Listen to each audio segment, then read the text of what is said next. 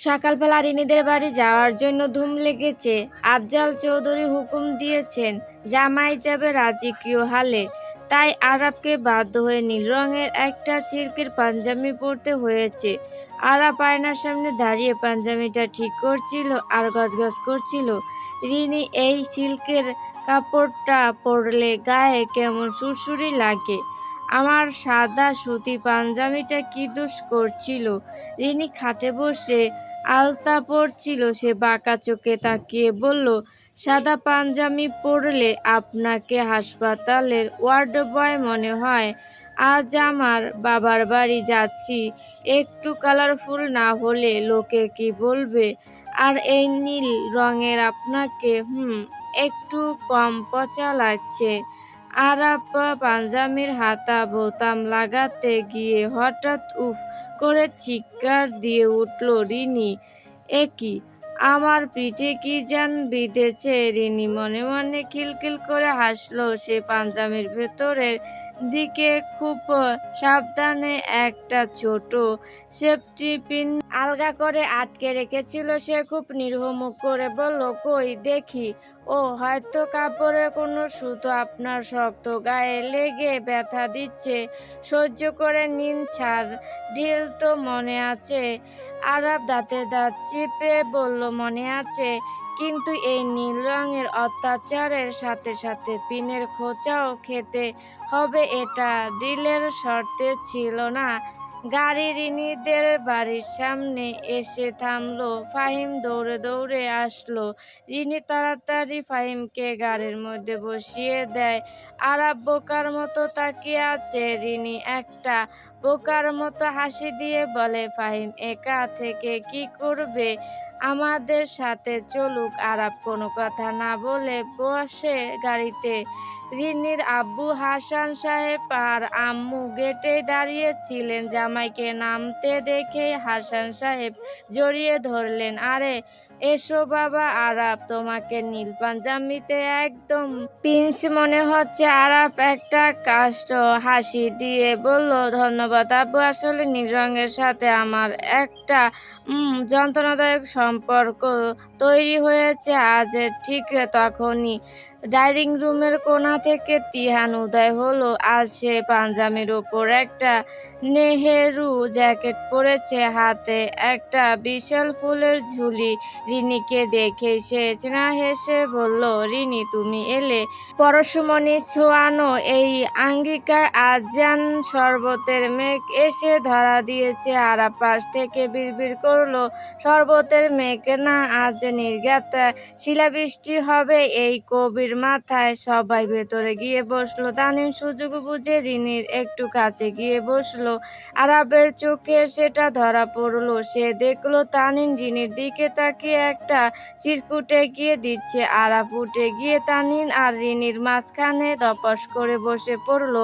তানিম থতমত খেয়ে গেল। আরাব খুব শান্তভাবে বলল, কি খবর তানিম সাহেব, আপনার কবিতার বাজার কেমন?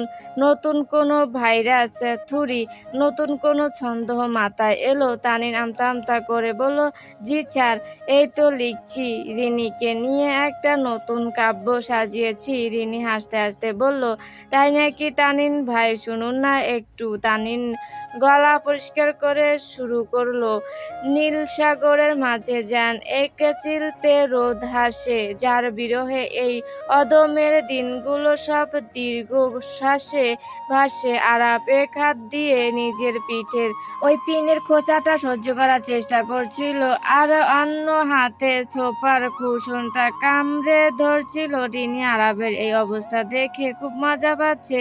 সে তানিমকে উৎসাহ দিয়ে বলল, বাহ তানিম ভাই, আপনার শব্দগুলো তো একদম তীরের মতো মনে বিচ্ছে।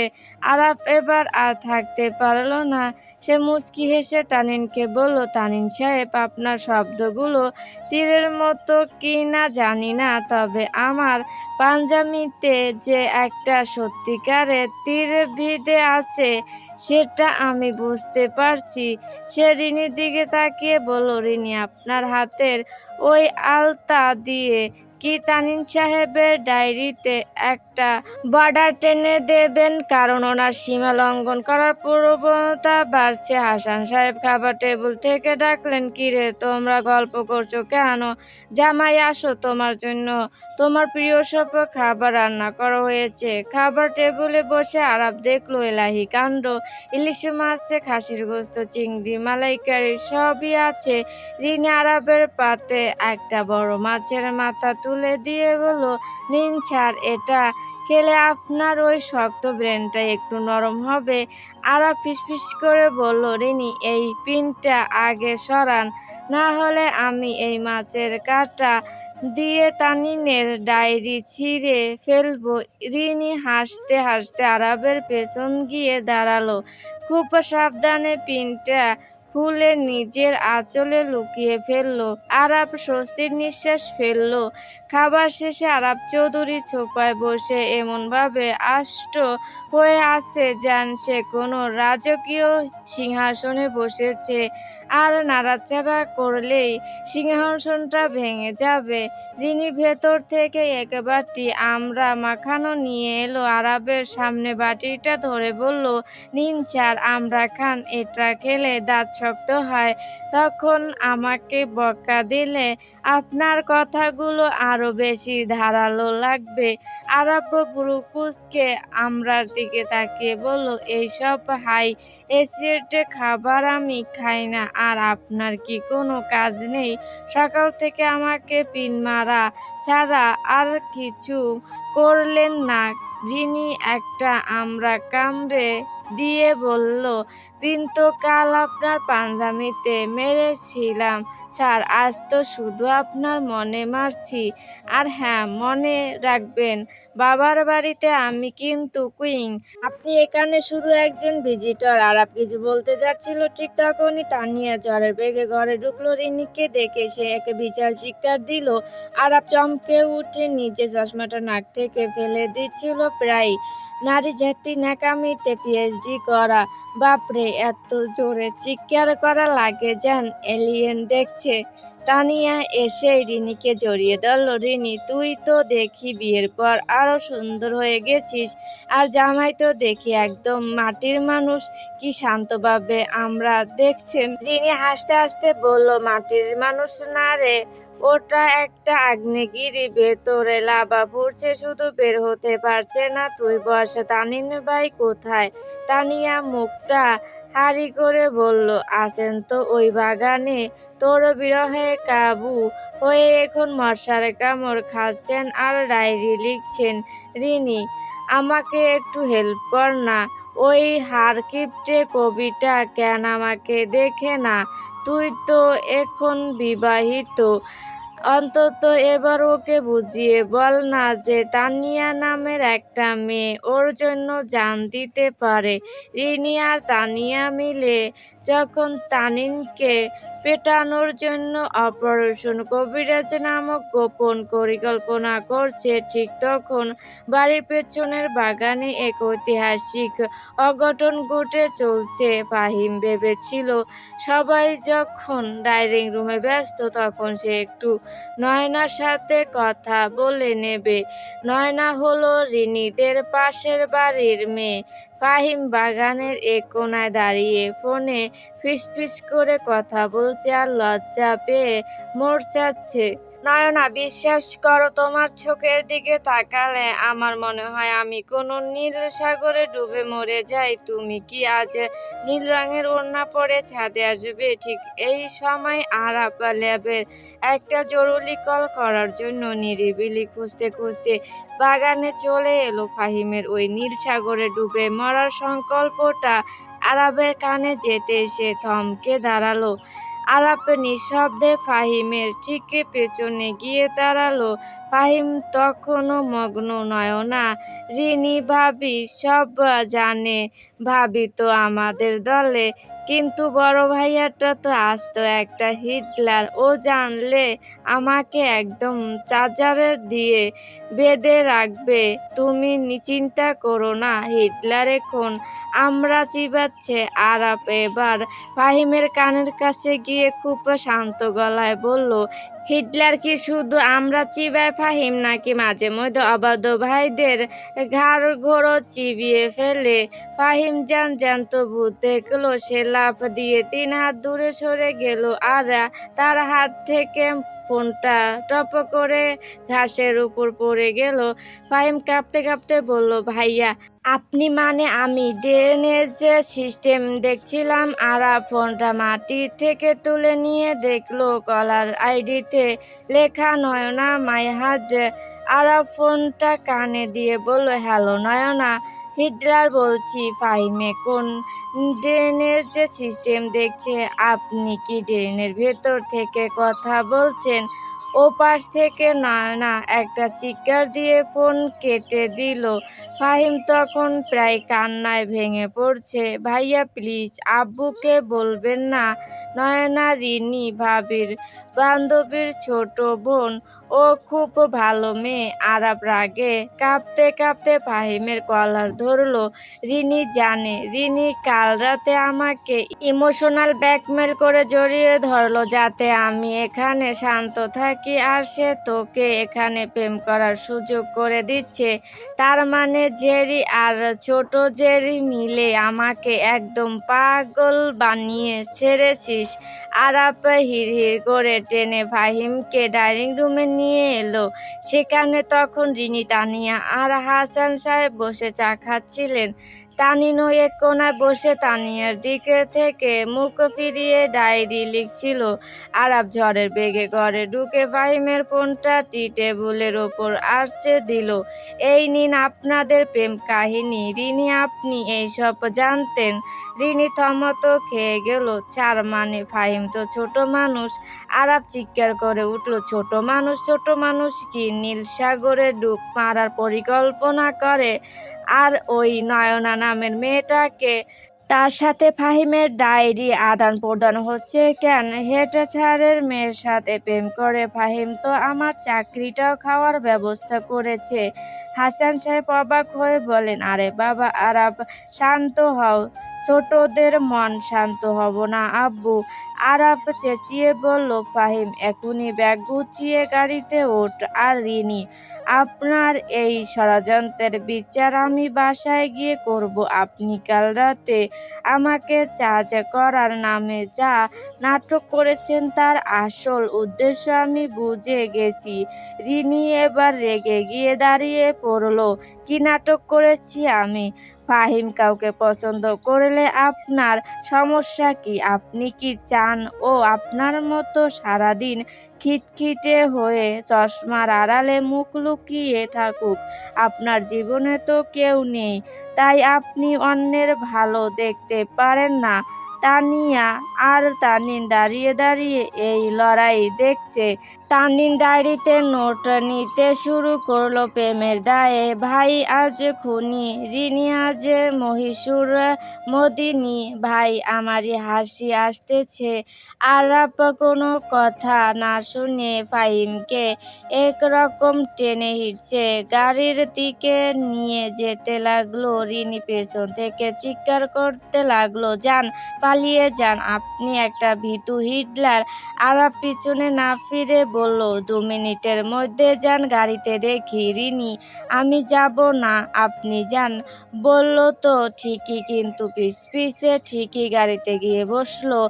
আরাপ গাড়িতে উঠে স্টার্ট দিয়ে রিনির দিকে তাকিয়ে বলল, জেরি মনে করেছিল সে টমকে জব্দ করেছে, কিন্তু জেরি ভুলে গেছে টম যখন খেপে যায় তখন সে পুরো বাড়ি মাথায় করে নেয়।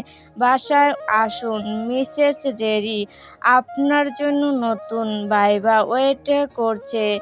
গাড়িটা ধুলো উড়িয়ে বেরিয়ে গেল। ফাহিমের কান্নার আওয়াজটা হালকা হয়ে মিলিয়ে গেল। রিনির আগে পা গাড়ির দরজা বারবার বাড়ি দিচ্ছে।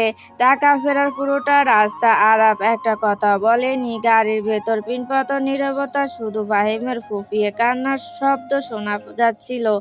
বাসায় ফেরার সাথে সাথেই আরাফ ফাহিমকে একরকম ধাক্কা দিয়ে তার ঘরে পাঠিয়ে দিয়ে বাহির থেকে তালা লাগিয়ে দিল। রিনি পেছন থেকে চিৎকার করে বলল, এটা জেলখানা না স্যার, নিজের ভাইকে এভাবে বন্দি করতে পারেন না আপনি। আরাফ একটা অগ্নিদৃষ্টি এনে নিজের ঘরের দিকে গটগট করে চলে গেল। রিনি আর দেরি না করে ফাহিমের ঘরের জানলার কাছে গিয়ে দাঁড়ালো। বেচারা ফাহিম বিছানায় উপর হয়ে পড়ে কান্না করছে, যেন তার জীবনের সব নয়না আজ অন্ধকার হয়ে গেছে।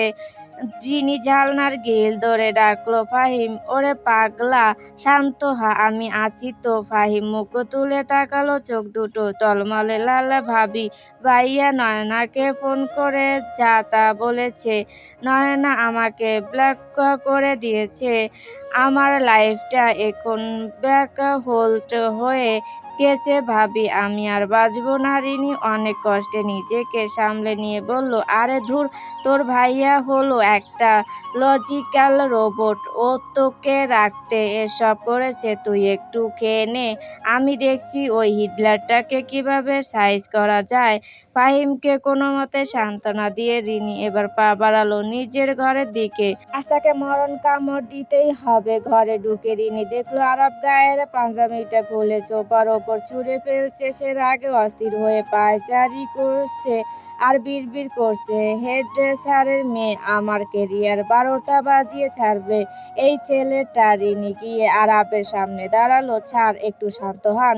ফাহিম বাচ্চা ছেলে, ভুল তো মানুষই করে, শান্ত হব। আরাফ গর্জে উঠল, রিনি আপনি বুঝতে পারছেন না, এটা শুধু প্রেম না, এটা হলো আমার প্রফেশনাল লাইফ নিয়ে ছিনিবিনি খেলা। আর আপনি ওকে সাপোর্ট করছেন, আপনিও তো কম অপরাধী না। আরাফ কোনো কথা শুনতে রাজি না। সে রিনিকে সরিয়ে দিয়ে বারান্দার দিকে যাচ্ছিল। রিনি বুঝতে পারলো শুধু কথা এই বরফ গলবে না। সে ছোট করে আরাফের হাত ধরে টান দিল।